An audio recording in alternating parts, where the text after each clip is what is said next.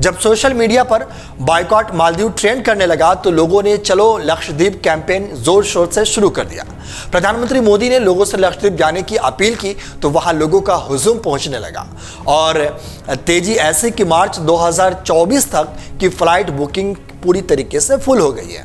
आपको बता दें कि मालदीव के साथ सोशल मीडिया टिप्पणियों से शुरू हुआ विवाद अब राजनीतिक रूप ले चुका है। दरअसल पिछले दिनों प्रधानमंत्री नरेंद्र मोदी लक्षद्वीप के दौरे पर थे और यहीं की कुछ आकर्षक तस्वीरें उन्होंने सोशल मीडिया पर साझा की। इसके बाद सोशल मीडिया पर मालदीव और लक्षद्वीप की तुलना शुरू हो गई। इस बीच मालदीव के कुछ नेताओं ने भारत और पीएम नरेंद्र मोदी को लेकर अभद्र टिप्पणी कर दी और इसी के बाद ये पूरा विवाद हो गया। आपको बता दें कि विवाद यहीं नहीं रुका। फजीहत होते देख मालदीव सरकार ने 3 मंत्रियों को सस्पेंड कर दिया। उधर सोमवार को भारत सरकार ने मालदीव के उच्चायुक्त को तलब किया। विवाद के बीच कई भारतीयों ने अपना मालदीव घूमने जाने की योजना रद्द कर दी। यहाँ के विपक्षी नेताओं के आए बयान बताते हैं कि मंत्रियों के गैर जिम्मेदाराना बयानों ने देश की अर्थव्यवस्था की रीढ़ माने जाने वाले पर्यटन बाजार को दांव पर लगा दिया और इस तरीके से पूरी तरीके से पर्यटन स्थल और पर्यटन भरभरा गई। आपको बता दें कि मालदीव हिंद महासागर में स्थित एक द्वीपीय देश है। इसे मालदीव पे द्वीप समूह के नाम से भी जाना जाता है, जबकि इसका आधिकारिक नाम मालदीव गणराज्य है। द्वीप देश की भौगोलिक स्थिति अगर देखें तो ये निकाय आइसलैंड और चागोस द्वीप समूह के बीच 26 प्रवाल द्वीपों की एक दोहरी चेन है। मालदीव का फैलाव भारत के लक्षद्वीप टापू के उत्तर दक्षिण दिशा में है। भारत के पश्चिमी तट से मालदीव की दूरी 300 नॉटिकल मील है।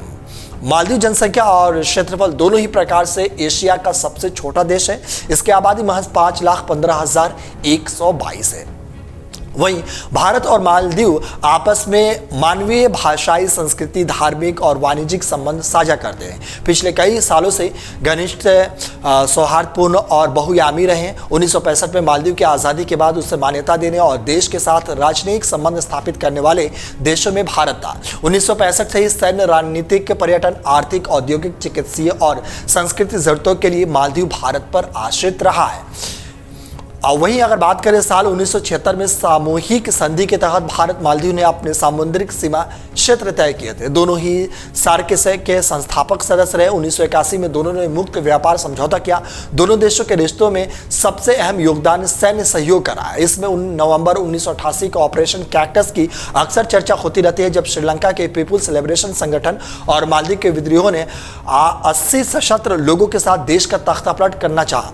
वे राजधानी माले पर कब्जा करने में सफल रहे। तत्कालीन राष्ट्रपति मोहम्मद गयूम ने पाकिस्तान, सिंगापुर और श्रीलंका से मदद मांगी, लेकिन सभी ने मदद करने से इनकार कर दिया था। तब भारत ने ही उनका सहयोग किया था।